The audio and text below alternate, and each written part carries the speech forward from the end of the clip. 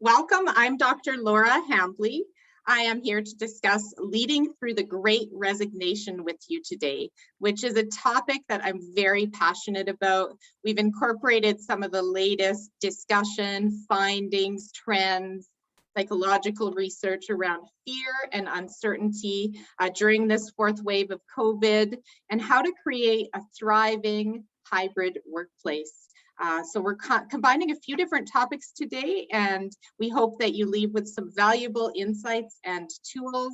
And I want to thank my team. So Zach is on the call, as well as Nadia and Melissa. They're all here supporting this presentation, and we are going to share the deck, the recording with all of you following this. So I have been passionate about making distributed or hybrid workplaces successful since I began my doctoral research in 2003. So it's been nearly 20 years of researching what it means to work effectively when you're distributed, when you're remote, when you're apart from one another. And we joined Humans in January of this year after 7 years on our own, and Work Evolution joining Humans brought us a broad base of a 40-year organization that specializes in creating high-performing cultures. So it's been a really great marriage of two lines of business, and we really are able to bring the niche expertise in this remote hybrid workplace arena, and we're global experts on this topic. And we continue to learn and evolve every day as the landscape is changing so quickly. So I'm just delighted to be here today with Humans, as well as all the Work Evolution expertise that we bring. And we're going to discuss fear, anxiety, and the return to the office. We're going to talk about this Great Resignation or mass exit concept. We're going to talk about strategies to help your employees not only cope through this difficult period, but to thrive. And then we're going to talk about hybrid and remote leadership skills. So that is what we are going to cover, and I'm going to speak for about 40 minutes max so that we can have a good Q&A period at the end for about 15 minutes. So that is my plan.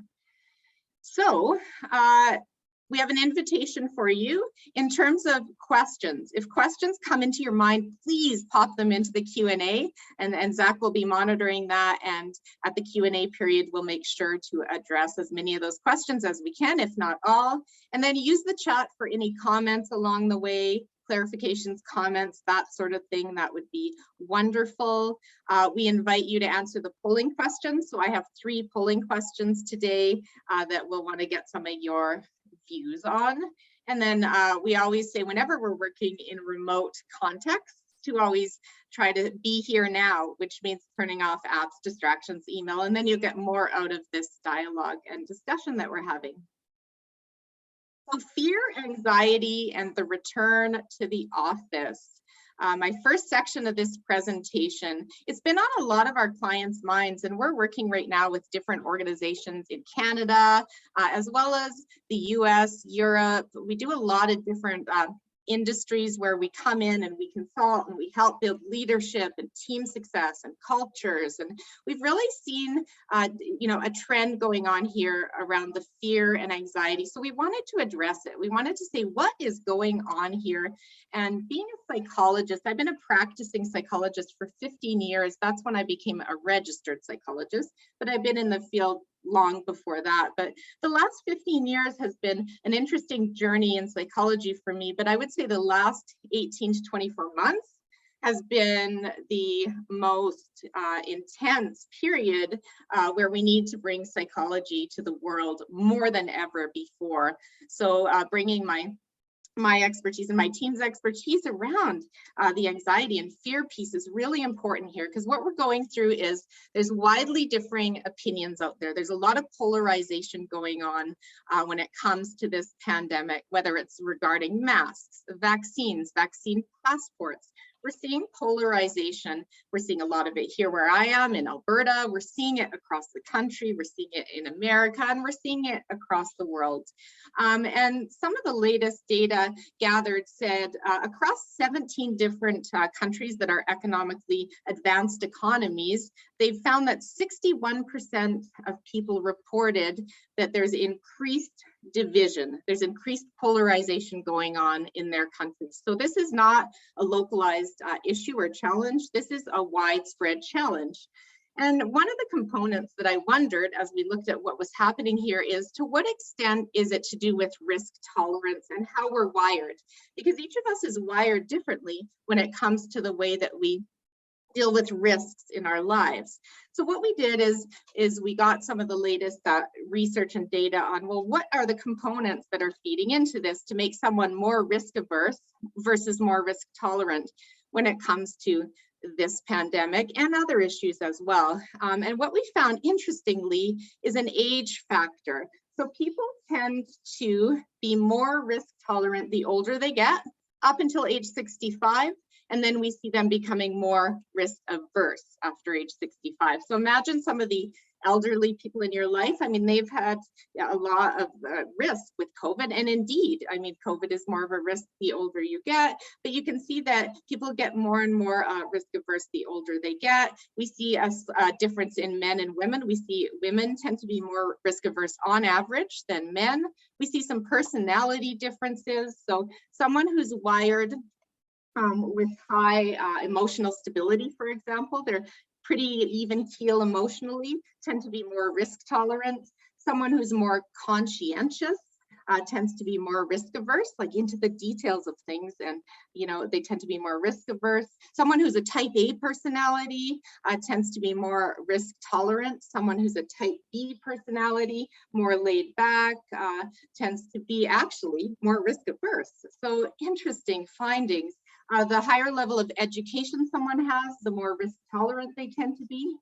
The better they're able to imagine scenarios, worst case scenarios. So thinking, if this happens, what would be the worst case? And they have an active imagination, tend to be more risk averse.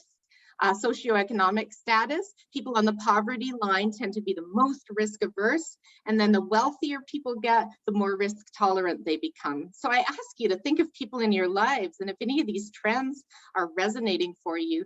Stress level, people who are more easily stressed or have a higher level of stress in their lives tend to be more risk averse. And then peer group, it depends on your peer group. If you're around people who are very risk averse, that can feed into your thinking and your level of risk aversion or tolerance. So again, think of all the people in your lives. We're all on this sort of continuum.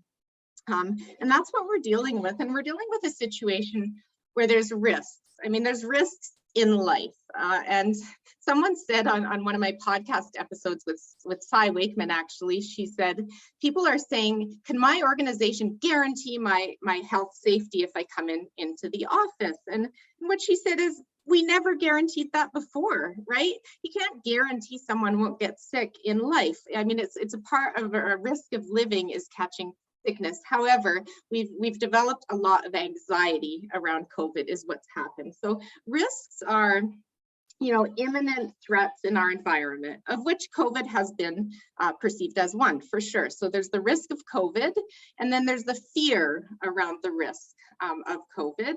And a fear is basically a reaction to a circumstance that's real, that's happening. And the fear, if it goes unmitigated, so if the fear continues and it doesn't get rectified or addressed, what it can become is anxiety. Okay, so anxiety is a longer term state where you're anxious. And anxiety, what differentiates it from fear is anxiety tends to be based on hypothetical scenarios. So someone who's highly anxious, they tend to be worried about different scenarios and worst case scenarios, which are all in the future. And these can, may not be imminent fears. They may not always be logical, but the anxiety takes on a life of its own. And what we're seeing by the prolonged period of time that we've been through COVID and the fourth wave is more cases of people with anxiety, ongoing anxiety. As a psychologist, that's a real concern. I even get anxious talking about it because I think anyone who knows how anxiety feels will know that it's not a pleasant state to be in. And we have to be tolerant and kind and caring to people who are feeling ongoing anxiety. In addition, we've had a period of uncertainty like a long period of uncertainty in life through this pandemic, which further fuels anxiety. So we've had work uncertainty. When will I return to an office? How will that be? When will that look? And we've had return to office dates continually pushed forward for some, and that definitely causes a lot of uncertainty. Job security, some people are feeling that and have experienced job loss and are worried about the security of their current job. That is very real for some people. COVID, the fear of vaccinations, the fear of restrictions, the fear of getting sick. There's all these different fears around COVID itself that some of us experience less than others, but they are fears that are happening. And then there's personal circumstances. So my family circumstances, how other people in my family are doing. Do I have elderly people in my family? Do I have a spouse who was laid off? Which is a potential change that you've gone through in your life. Have you moved? So all these different uncertainties are going on in people's lives, which again, fuel this anxiety that people are having. So I'm very, very curious at this point in time to launch this polling question. What are you witnessing with your colleagues around the transition to hybrid work and the office in particular? Okay, so are you seeing more fear and anxiety? Are you seeing mixed? Some people are excited to go back to an office versus other people are anxious. Are you seeing more excitement and enthusiasm in general or other? Are you seeing something else? So again, we're talking specifically about the transition to hybrid and the office, whether your organization has already gone through this and is working in this way. I'm just wondering what you're seeing at this point in time in people in general. So I'm going to give you a few seconds here to answer this poll.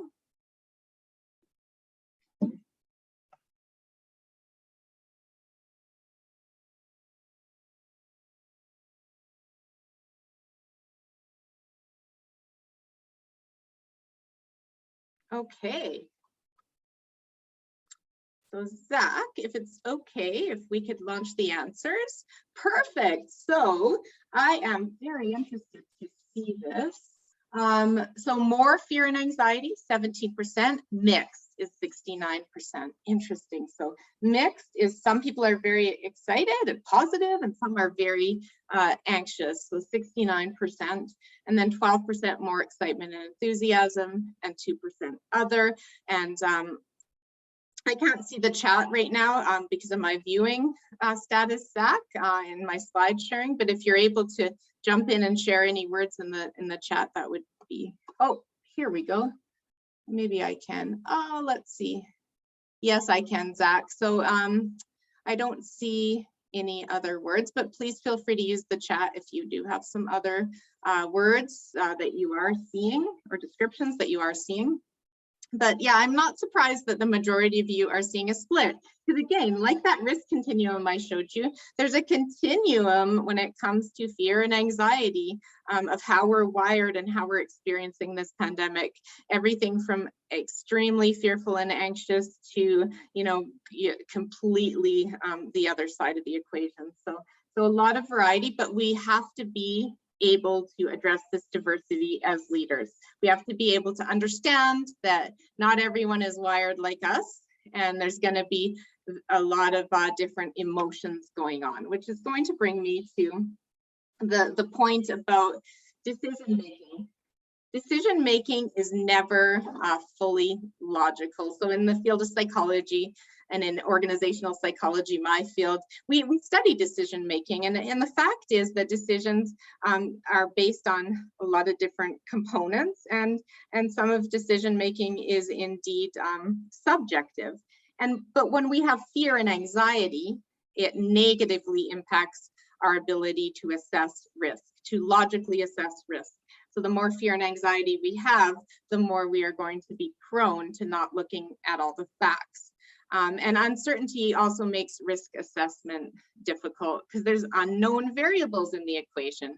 So again, it's almost like the perfect storm of the fear and anxiety I discussed, plus the ongoing uncertainty makes it difficult to make logical decisions. So again, you're going to see see this, and there's going to be increased frustration in response, but we really have to be careful in how we're reacting to all of this. And I'm going to describe why, and I'm going to describe some strategies to cope with this situation, to be a caring, empathetic leader who is able to help your people cope so that they can thrive. Because what's happening is a lot of people are exhausted. They're exhausted from a prolonged period of remote work. 100% remote work does not work for most people. We know that through our 20 years of research on personality and remote work success. So putting everyone in a purely remote context, of course, it's going to lead to some mental, emotional, and physical exhaustion. And add that to a pandemic. So this pandemic has not been a pilot of remote work. It's been a pilot of physical isolation and ongoing uncertainty and stress. So here you go. This looks like a bleak picture, but it's actually, I have a lot of optimism and hope, and I'm going to share some strategies with you as the presentation moves on. But as I was thinking this through, I thought, well, leaders have to deal with this anxiety and fear, etc., but they also have to deal with the mass resignation. So we needed to incorporate that concept into this presentation. So I'm going to take you through a little bit of a journey here into this great resignation that you are likely hearing about. And there's some mixed views on it, but what we are seeing through the data and trends that we've been collecting are across countries, the average seems to be about 40% of employees are at least somewhat likely to leave their current job in the next 3 to 6 months. Okay, so that's across multiple countries. That is McKinsey data that came in September. So this data is, from last month, but it's alarming. When we saw this, we thought, well, this is alarming. And what else was alarming was in our neighbors in the US, they had 2.9% of American workers leave their jobs, which is 4.3 million people in the month of August alone. That was the greatest exit that they've seen in 2 decades. Okay, so again, we have to look at this and say, there's something here of concern, absolutely. And just because someone is somewhat likely to leave their job, they might not, but we know in organizational psychology that intention to quit is the best predictor of actually quitting. So we need to take this very seriously. But when we dug into our own country here in Canada, it's a little more optimistic. We saw that 24% of Canadians, and this is based on a Morneau-Chappelle poll that was done in March. Okay, so now it's October. This was data from March, which is the latest we gathered on Canada, which was of 3,000 Canadians. 24% said they are reconsidering their professional futures and thinking about splitting or leaving their job. So still, 24% is concerning.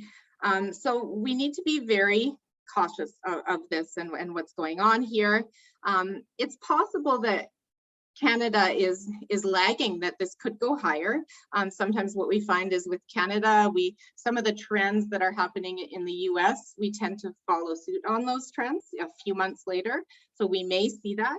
But it's interesting that a Globe and Mail article came out yesterday on this topic and saying this actually is not happening in Canada. It's really not something to be too concerned about. So my team dug into that a little bit, and what we saw is the challenge with this article is that Canada doesn't have dedicated employer surveying on the labor market turnover like our US friends do. So Canada, that data, the 24%, that's based on employees, but we don't have employer surveying on turnover in quite the same way. So we're comparing apples to oranges a little bit. It's possible that Canadian resignations will rise like they're seeing in the US. And it's more people who are younger, people who have less education, and people in vulnerable groups that tend to be more likely to leave their jobs as part of this data. However, we want to make sure that organizations still take this seriously because it differs between industry. Depends what industry you're in, depends what area of the country you're in. But I think the best stance here and posture is to assume that the Great Resignation is going to hit your organization. And if you assume that, the things you do in reaction will help you build a better culture anyway. So that would be my advice, is I wouldn't fully read that article and think that this is a non-issue in Canada. I would have it on your radar. So, and Robert Half, they came up with some interesting data in that 33% of professionals working from home would look for a new job if they were required to be in the office full time. And that told us, wow, people really do want flexibility. And Grant Thornton's data in July 2021 found that flexibility now outweighs compensation as a key concern, with 50% of people being willing to give up some money in order to have more flexibility. So this data is very, very important for those of you who are adopting your hybrid workplace, who are considering whether to have a hybrid workplace, etc. Or like some people, we got to bring everyone back. We got to bring the butts in the seats, because that's how we know people are working. That's an outdated style of leadership. It shows a lack of trust, and it's a huge concern for us from all the data that we're seeing. So what are organizations doing to retain people in light of this mass resignation and this concern over turnover? So what we're seeing in some organizations is they're offering well-intentioned quick fixes. So what they're doing is saying, okay, let's just throw some more perks at people, let's just throw some more money. But the problem with this is it doesn't necessarily show that you've truly heard what their concerns are, nor a true sense of appreciation for the person. And it can be interpreted as a transaction, okay? So you are a resource for me, and you are going to produce something for me, and I'll pay you a bit more if you're not happy. And the problem with this approach is the quick fixes lead to continued resignation and turnover. So we need to truly understand why people are leaving in the first place.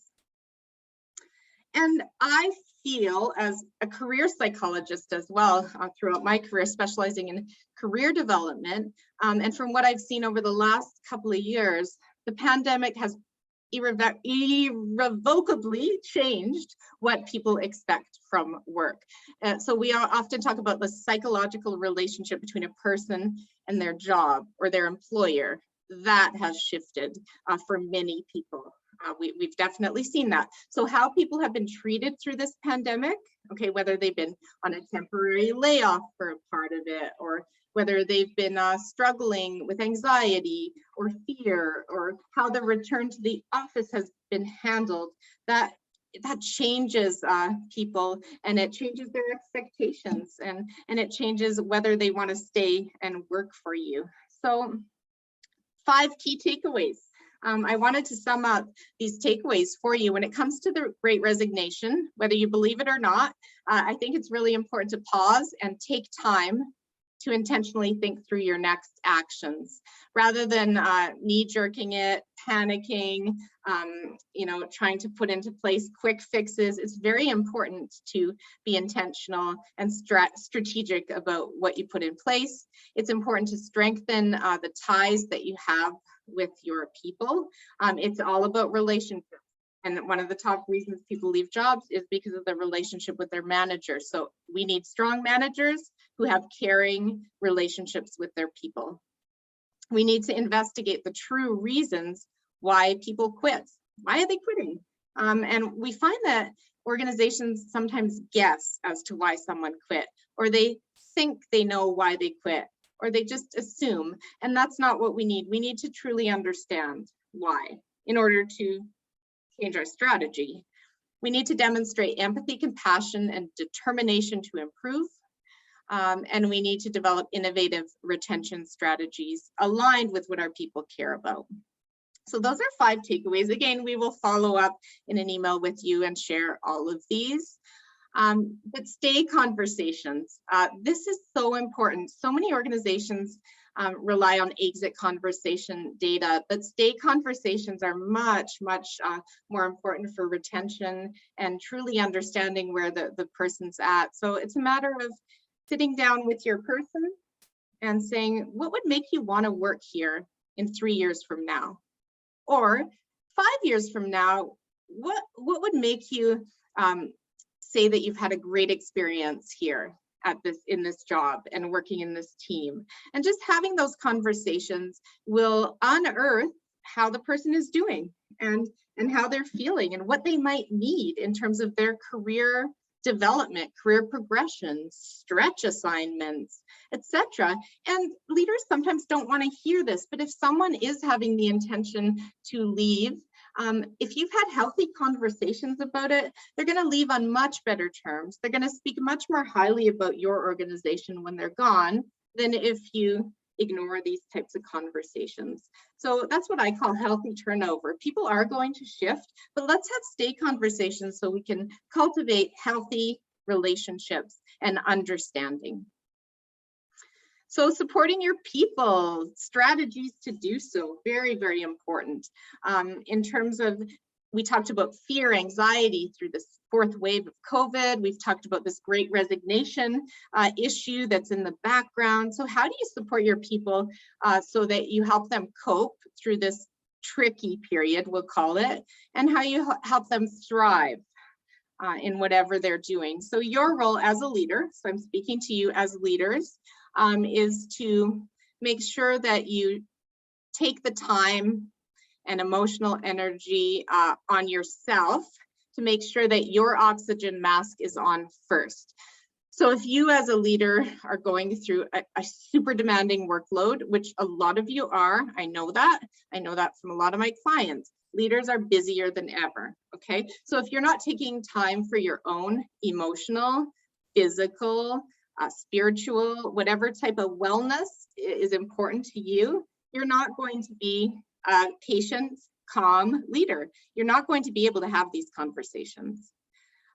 You need to provide a psychologically safe work environment where people feel comfortable talking to you about these things. And I would say that that is number one. Otherwise, these conversations just can't happen and won't happen.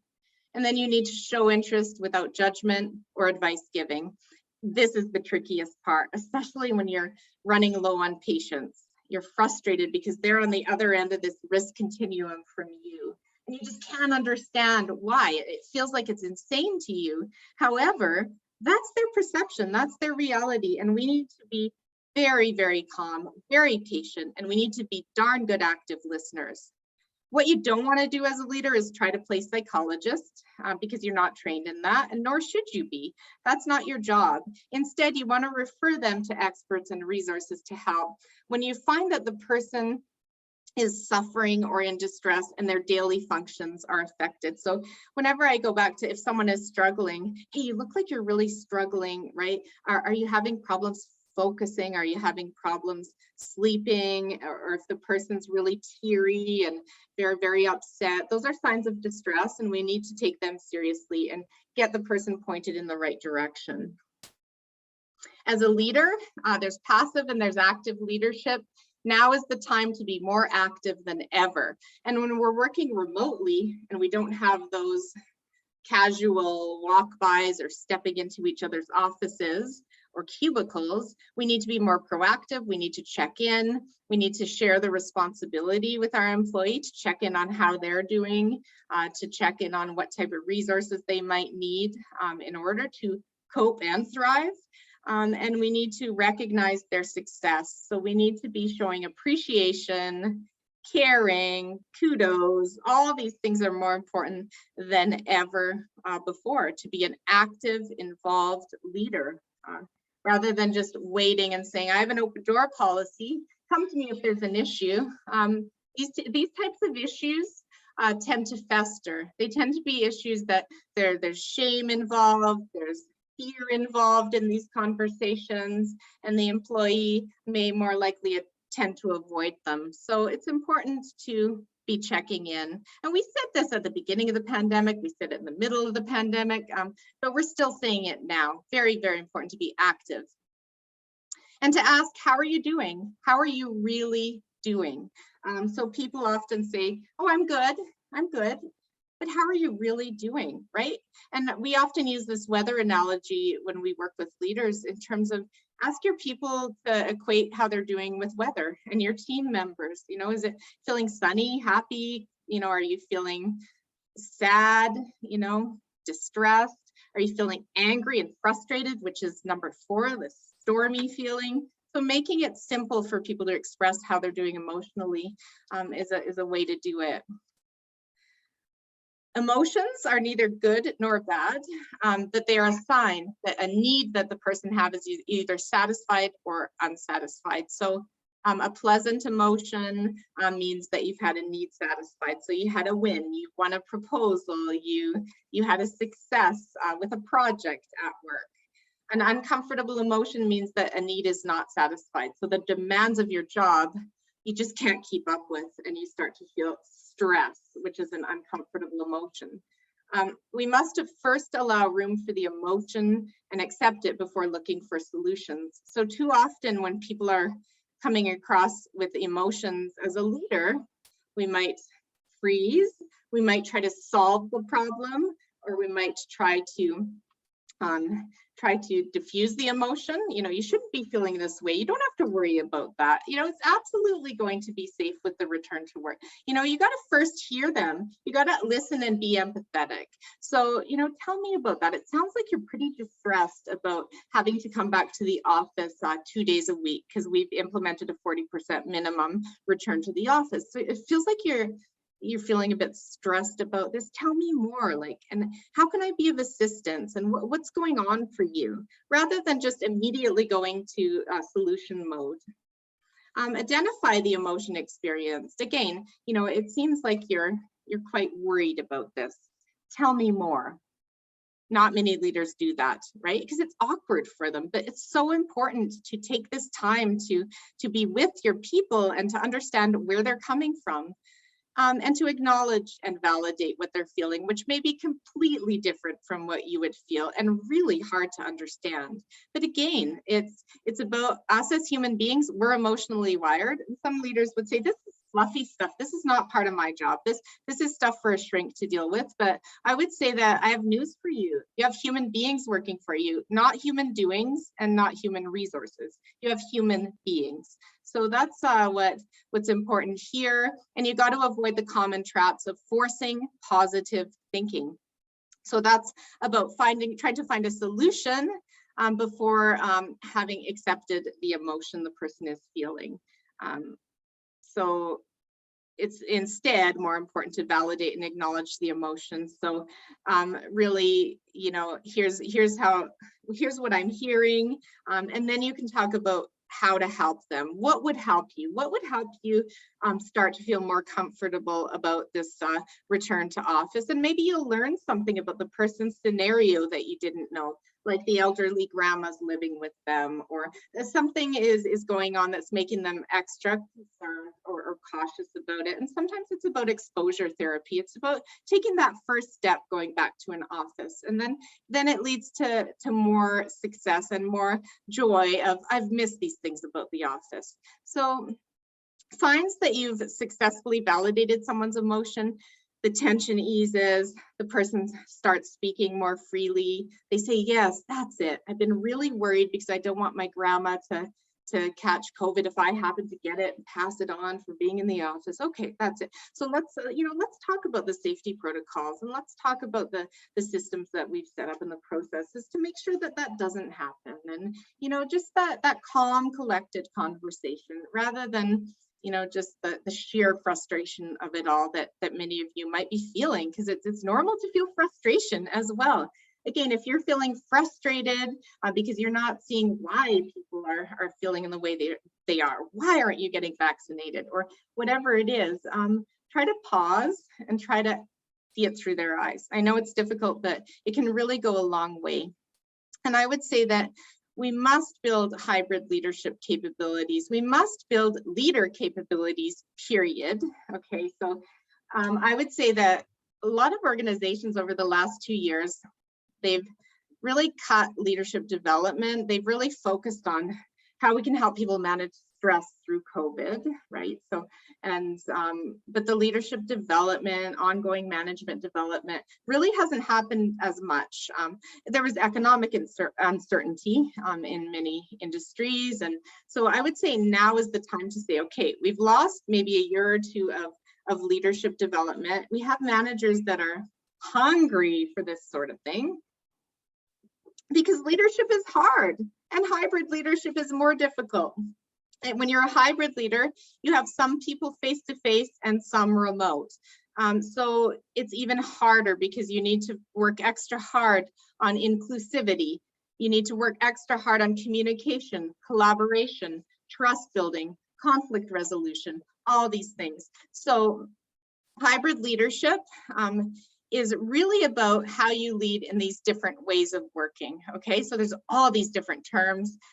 For many years, we use the term distributed when you're apart from your supervisor and coworkers at least some of the time. And that's what a hybrid is. And a hybrid workplace includes remote work, by the way, because by its very nature, hybrid work is remote work as well, because you're not together all of the time. So you need to be a strong remote leader to be a strong hybrid leader. And you need to be a strong face-to-face leader, like to be a great hybrid leader. But leadership, period, is more important than ever before. So my second polling question is, what is your organization doing when it comes to hybrid work? So Zach is going to launch this poll. We are not implementing hybrid work. Everyone's coming back to the office, bums in seats, and that's it. B, we're adopting a hybrid model and have an implementation plan in place, and hopefully a strategy around it that led to this implementation plan. C, we're considering a hybrid model, but we don't yet have a solid plan. Or D, other. I would love to hear from you on where your organization is at here. So we'll give you a few more seconds.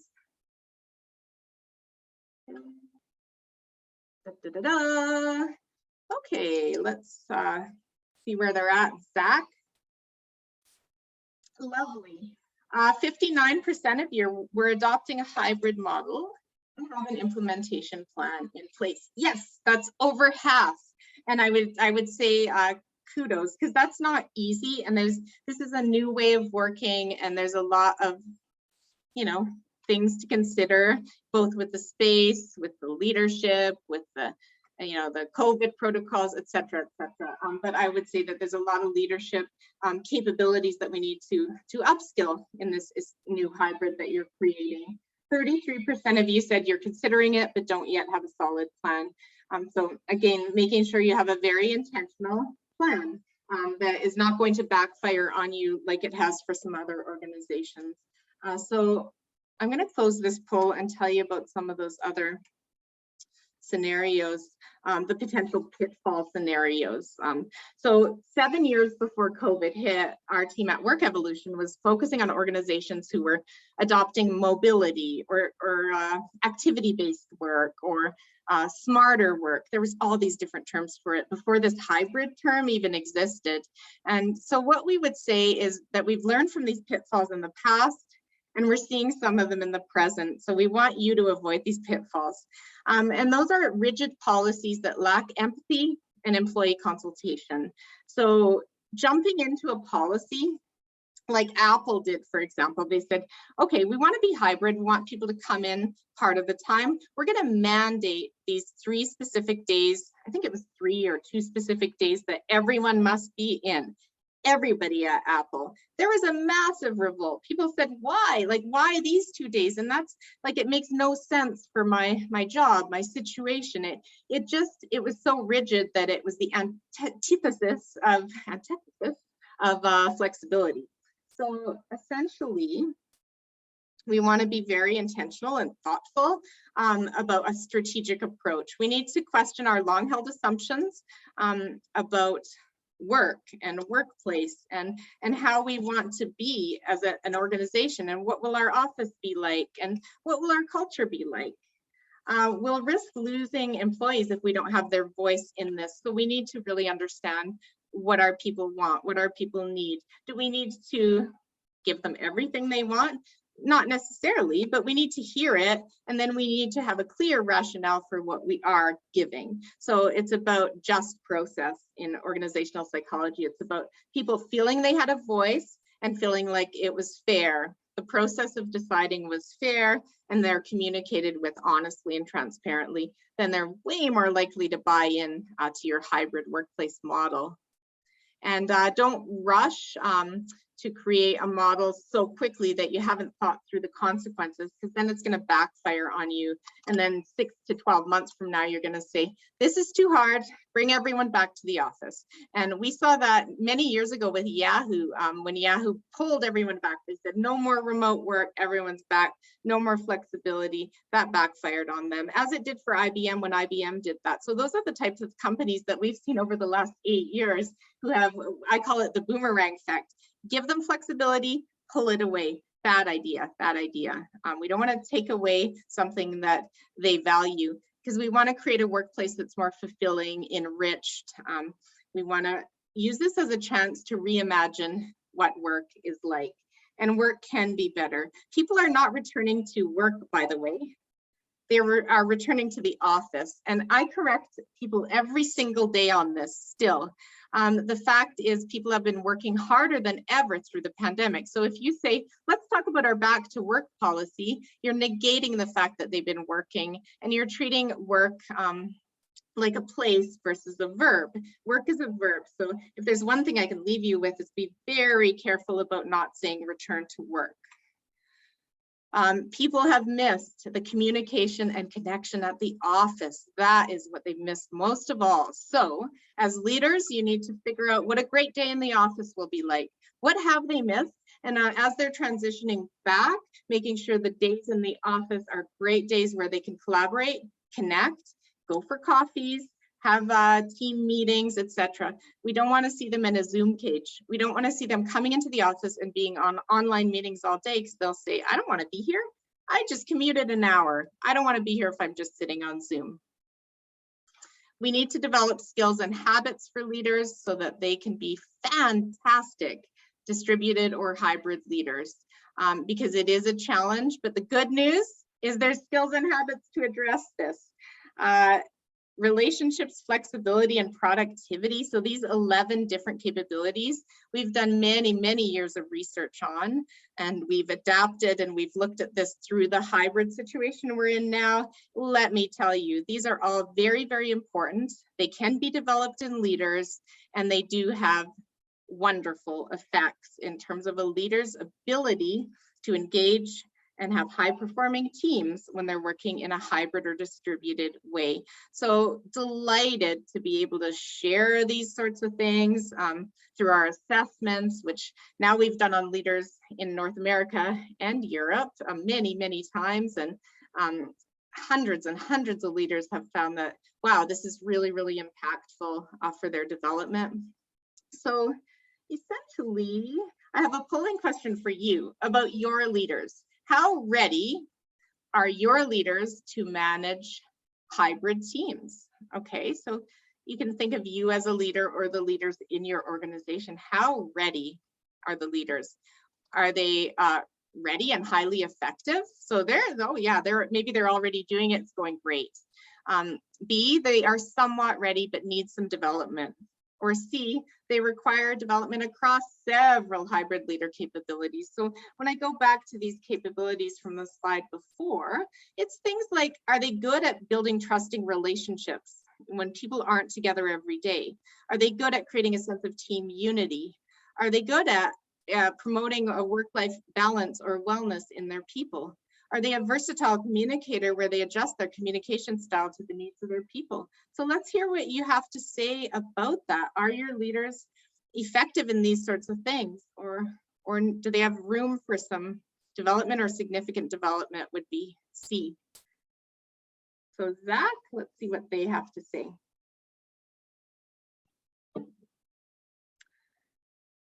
Okay, so 53% said they are somewhat ready but need some development. So what I'm hearing there is that there's some leadership foundation there. There's some great skills going on, but they need some development, some fine tuning in certain elements of this new hybrid scenario. So I'm not surprised to hear that. And I'm also not surprised to hear 34% of you say they require development across several capabilities. It might be that they need, more development. This is not just a simple equation to upskill them. They need, multiple forms of development. They need development across several areas. And this is not something that you're going to solve overnight. This is going to be solved over time, starting with what the biggest priorities are. Which tend to be communicating, collaborating, building a sense of team unity and building trust. Those are 4, and then blurred boundaries between life and work, or stress management, that tends to be another. So there you go. And I'd say when you're working with leaders, and when we look at hybrid leader success, we look at, okay, leaders need to be successful. They need to have the skills and the habits. How do we develop that? Well, we develop that through workshops, through training, through assessments and coaching. But I would be very careful that this is not a passive form of learning where, they can go and read an article or hop online and watch a podcast or something and they got it. They need to be interacting. They need to be sharing their situations. They need to have concrete examples applied to their current team and their current scenario. And Mary is working remotely, and then these 3 of these other people are in. And how do I deal with this so they all feel so Mary feels included? And it needs to be very specific to their situation so that they can pick up the skills and the habits. It can't be too theoretical. And I'm delighted that we launched a connected path called Remote Leader Fundamentals, which is more of a blended learning model that includes duos and peer collaboration and videos and self-assessments and these different ways that a leader can work on these skills, but only in an hour a week on their own time, on their job. So it's not this as demanding as a longer term, training program. We also are launching today one called Remote Team Fundamentals, which is for employees, because we can't forget the individual contributors and we can't forget the teams. So we don't want to just skill up the leaders, because you got to skill up all of your people to work in this hybrid. It's not just the leader's responsibility. The team needs to understand what it means to communicate, collaborate, connect, build trust when they are working apart from one another and in a hybrid environment. So again, I would encourage you, don't forget that everyone's involved in this and everyone has different capacities for training and for learning, but I would say interactive, higher touch. If you do anything, do it so that people feel that they can discuss their challenges with someone or some group. So I am going to open the floor now to any questions that you have. What I'll do.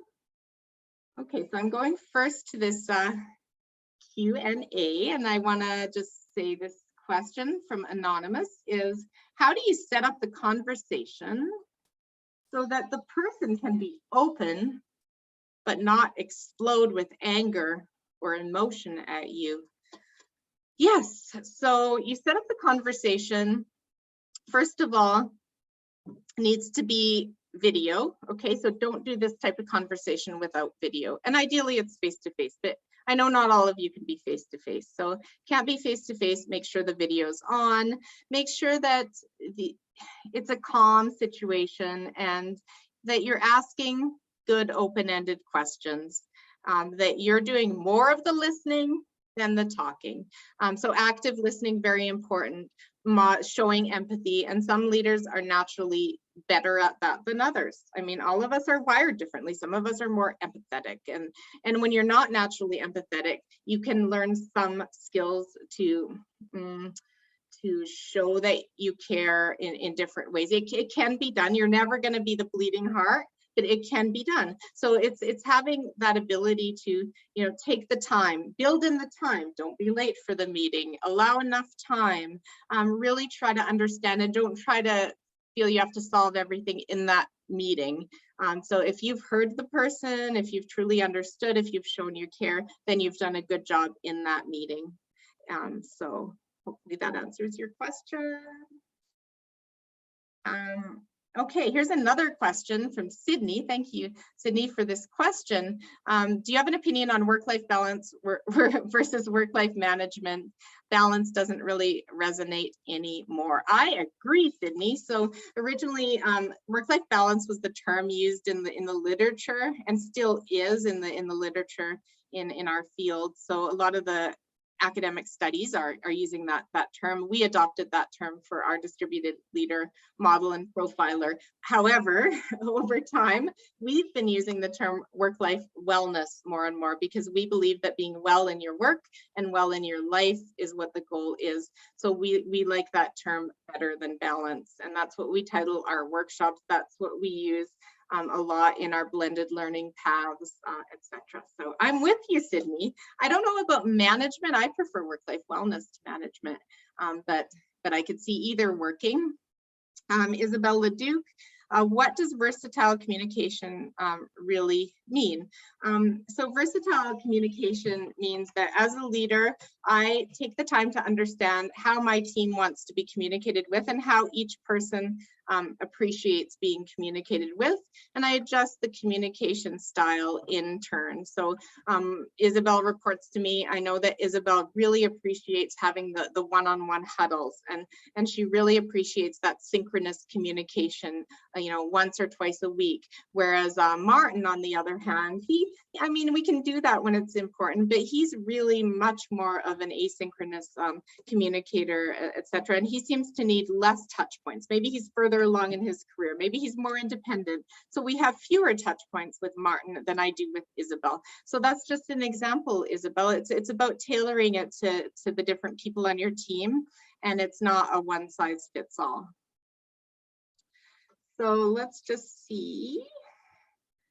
So there's no more. Any other questions? Okay, Suresh, what is the best hybrid model recommended for work-life wellness? Well, we always say when you're determining the hybrid model, it's about what works for the organization as a whole, to have enough time in the office that it makes sense for what the organization needs. Then it's about what the team itself needs, and then it's about the individual as well, and what they need. So work-life wellness to me is an individual variable. So I think it's a matter of, if a person has flexibility to come in, 2 days or 3 days or 4 days, what works for their life and their balance? So it would depend. What's their home office like? Do they have a distraction-free zone? Are they wired to work well from home? Or is working from home a challenge for them? And we know that through distributed work profiling that we do, that everyone's wired differently when it comes to ability to work well and thrive from home. So again, it depends on how that person's wired, what their scenario is like, what their commute time is like, in terms of what their overall wellness would be like in a hybrid model, how many days they should be coming to the office versus working from home. It does vary based on those individual circumstances. So allowing some flexibility in the system. So you should have a framework, but you should have flexibility within the framework. That's the best way to support work-life wellness. So it's hopefully answering your question. I'm just seeing if there's anything in the chat. Let's see. Okay. Yeah, these are good. Can you talk to us about what you and Humans offer for leaders to continue to learn? Well, we have Work Evolution, we have a monthly newsletter, and it's full of nice resources. So we always write blogs, we have podcasts, we have vlogs coming up soon. We have sessions like this we offer from time to time. So if you're not on our newsletter list, you should be on our newsletter list, because it just comes once a month as an email from me, Dr. Laura Hambley, and the team, and we'd love to add you to that if you want to. So my contact information is here. And in terms of skilling up, if you want to talk to us, we'd be delighted to talk to you about your unique situation, because I always say it's never a one size fits all. It's about your company, your leaders, where you're at, and it's meeting you where you're at, and bringing in solutions that fit within what's your scope, what's your budget, what's your capacity, all these things.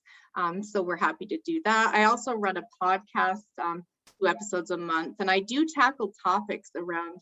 My first one was, why does it take a pandemic to change the way we work and live? So that was my launch, and it was a year ago. And then I've tackled podcasts at the intersection of work and life. And I think you'll find a lot of those relevant. So that's drlaura.live/podcast. And yeah, at Humans or Humans, we're just delighted to be offering a lot of these services now that work evolution is an expertise within our company across Canada and serving clients globally.